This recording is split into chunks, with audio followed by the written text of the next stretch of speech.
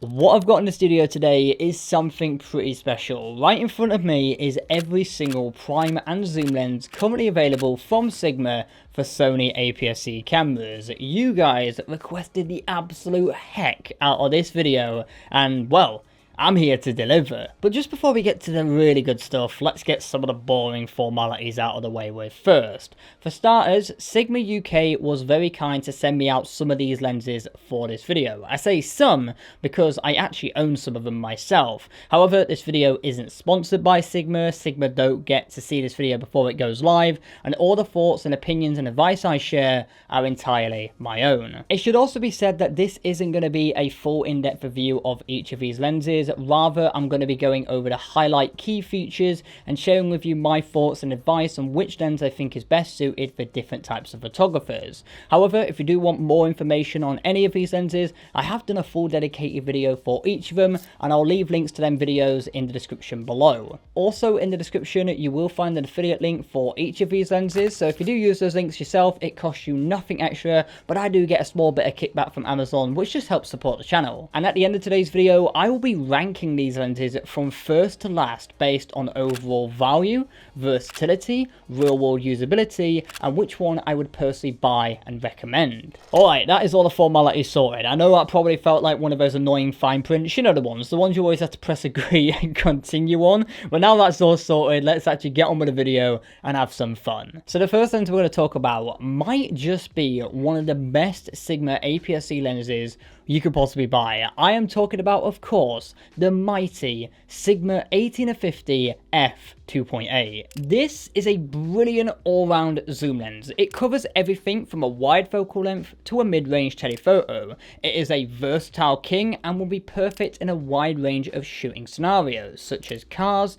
landscapes, cityscapes, portraits, product, street, the list goes on and on. What makes this lens even more impressive is it's currently the smallest standard zoom lens you can get for APS-C. It's so small, in fact, that even when zoomed all the way out at 50mm, it's still smaller than my phone, and it is just as light, weighing only 290 grams. Despite this lens being so small and compact, the build quality hasn't been sacrificed and feels premium, looking and feeling right at home on the front of any Sony APS-C camera. If you're just starting out in photography or looking at upgrading from a kit lens, then I would highly recommend checking out the Sigma 18-50. A good zoom lens is always a great first investment. This lens in particular is the most versatile out of any of these on the table, and is a lens that I would highly recommend to anybody. I think it is a must-have. It's a lens that is going to teach you so much about photography and really help you level up your craft. And at the time of recording this video, this lens costs just $490, which I think is great bang for buck right there.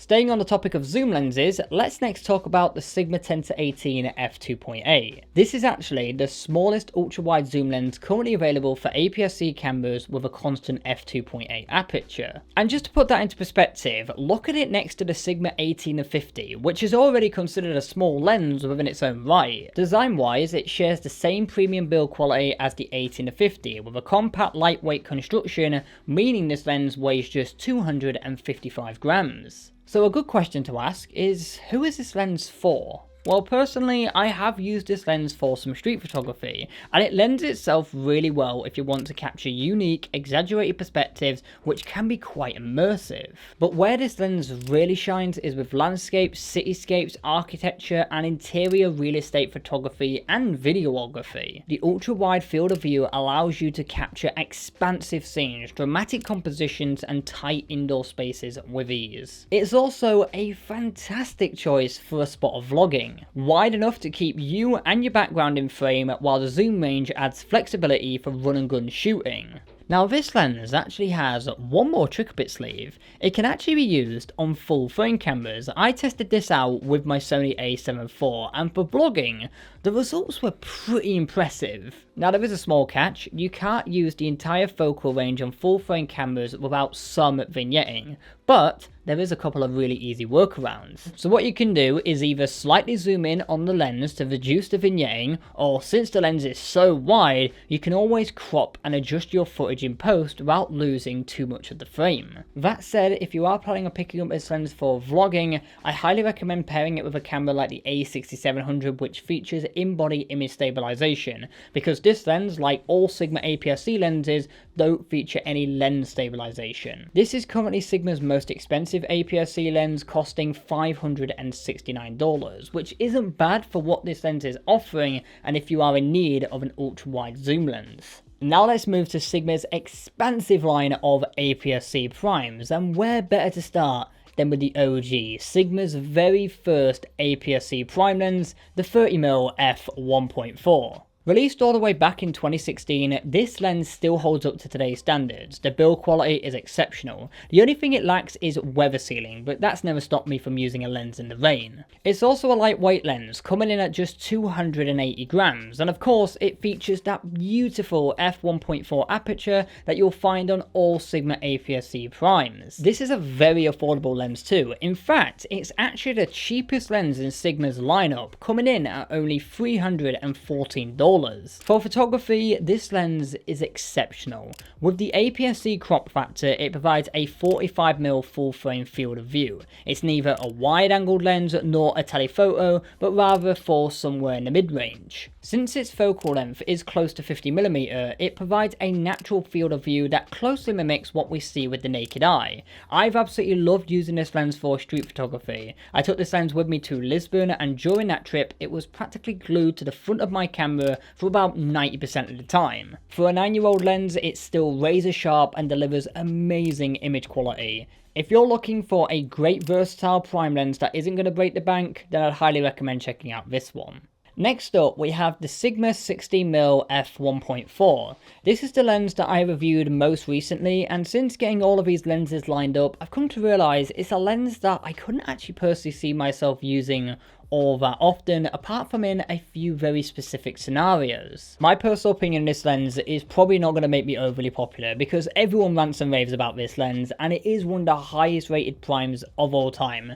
But honestly, for me, it's my least favourite Sigma APS-C lens. And that comes down to the fact that I don't shoot all that often at this kind of focal length, and if I do, I'm using an ultra wide zoom lens, so I don't really need a dedicated prime for this kind of focal length on APS-C. While the build quality is top notch, this lens is also the heaviest in the entire lineup, weighing 405 grams, which can sometimes make yourself feel a little bit front heavy. But don't get me wrong, when it comes to image quality and sharpness, this lens absolutely knocks it out of the park. It's incredibly sharp and the results are magnificent. If you are shooting a lot of landscapes, cityscapes, real estate, astrophotography, or just need a wide angle prime lens, then this is a great option. When it comes to video shooting, the 16mm can definitely be used for vlogging. However, after the APS-C crop, it gives an effective focal length of 24mm. So if you want to fit both your head and the background in frame, you'll need to hold your arm pretty far out. That said, the f1.4 aperture creates beautiful subject separation, which can really elevate the look of your footage. For my personal use case, where I'd use a focal length like this is for talking head videos, and in fact, I'm currently using this kind of focal length right now, because what I love about this focal length for talking head is it's wide enough to fit me and the background in frame, and that f1.4 aperture, as you can see, creates stunning subject separation. Overall, the Sigma 16mm f1.4 is a fantastic lens, but unless you specifically need a wide angle prime for your work, you might not get the most out of this lens. Moving on from a prime I wouldn't use all that often to a prime that I have used a ton, the simply lovely Sigma 56mm f1.4. There are a lot of great things that I could say about this lens. For starters, I absolutely love the size and weight. In fact, it's actually the smallest lens in Sigma's APS-C lineup, and it weighs just 290 grams. It costs $449, which, my god, if you ask me, is worth every single penny for the image quality you get out of this thing. On my travels, I have taken some truly incredible photos with this very lens. It's so sharp, it should come with a warning label, and the 56mm focal length behaves like an 85mm full frame equivalent when used on APS-C, which means the compression you can achieve with this lens is incredibly addictive, especially when paired with that f1.4 aperture. And there are a lot of areas in photography where this lens slaps. The main three are street photography, car photography, and portrait photography. It is a portrait king. If you are shooting either three of those, then honestly, don't look any further than this lens right here. So yeah, a lens I absolutely love, a lens I can easily recommend, and a lens that we are going to find close to the top of our ranking list. So now on to our final lens, the Sigma 23mm f1.4. The most recent prime lens released by Sigma for APS-C, and this is a lens that was highly anticipated and requested. In terms of build quality, I haven't got much to say without repeating myself, because it's near as damn it identical to every other lens in Sigma's APS-C lineup, so points for consistency. The lens is lightweight, weighing in at 340 grams, which is marginally heavier than the Sigma 30mm and 56mm, however in the hand the difference is barely if at all noticeable. But in terms of price, unfortunately this lens is one of the most expensive in Sigma's lineup. It's actually more expensive than the 18-50, coming in at $549. So if my maths is correct, this is the second most expensive lens in Sigma's APS-C lineup. As for image quality, like all Sigma lenses, this one is razor sharp. Sigma does claim to have improved the optical performance with this latest APS-C Prime, but in real world use, I honestly couldn't notice a difference. Sharp is sharp, and this lens is sharp. Now with this being a 23mm lens, applying the APS-C crop factor gives you an effective 35mm focal length, and 35mm is one of the most popular and personally one of my favourite focal lengths of all time. I simply love using this kind of focal length for street photography. It's amazing for contextualizing a scene, allowing you to place your subject within the environment and really enhance storytelling. If your main focus is street photography, this lens should be a serious contender. Beyond that, a 35mm lens is incredibly versatile. It works beautifully for car photography, landscape, certain cityscape shots, and is another solid contender for portrait photography. Overall, despite the price hike, I do absolutely love this lens, and it is one of my favorites currently available for APS-C, especially for street photography. So that is all of these lenses covered. Now, let's get to the buying advice. So I just want to say, I know how it feels to be in your position. You have dumped a ton of your hard-earned cash on a camera, and now you're expected to do the same on a lens or lenses. So you want to spend your money wisely, buying the best lens that is going to fit your needs. So like I said at the beginning of today's video, I am now going to rank these lenses from first to last based on overall value,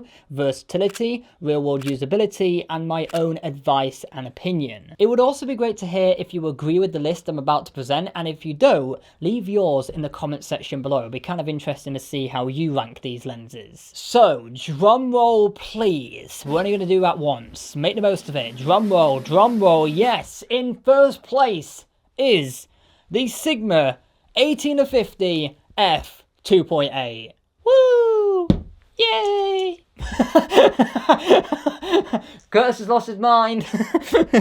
In my opinion, this is easily the best all-round lens for APS-C users. If I had to pick any of these lenses, it would easily be the 18-50. It is the lightest and smallest standard zoom lens for APS-C cameras, and it comes equipped with a versatile focal range and a constant f2.8 aperture. It is the perfect ultimate do-it-all lens for beginners and enthusiasts alike. If you get this lens, you probably won't need any of these other lenses for a good while. Runner-up in second place, the first of the losers, but still a great lens, is the Sigma 56mm f1.4. The 56mm is an absolute gem. It delivers stunning image quality and creates gorgeous compression. It is a must-have for bokeh lovers and is a lens that is guaranteed to level up your photography. In third place, taking the final podium position, is going to be the Sigma 23mm f1.4. A great but pricey prime lens. If you're on a budget, then I would recommend a 30mm f1.4 as opposed to this lens. However, for me, if I could only have two prime lenses, it would be a 35mm and an 85mm, which is covered by this 23mm and the 56mm. In fourth place, just missing out on the podium, is the 30mm f1.4, the best budget prime lens. This OG lens offers incredible image quality with a versatile focal length. The photos you can capture with this lens have a very natural, lifelike feel to them. It may be old, but it's still gold. In fifth place, the Sigma 10-18 f2.8, the best ultra-wide zoom lens for APS-C. This ultra-wide zoom lens is fantastic for landscape, cityscape, architecture, and real estate photography, as well as real estate videography, and of course, it is a magnificent choice for vlogging. And finally, in sixth and unfortunately last place, is the Sigma 16mm f1.4. This is a great wide-angle prime lens, but I don't think it's a must-have for most people. Don't get me wrong, it is incredibly sharp, the build quality is fantastic, and it is loved by many.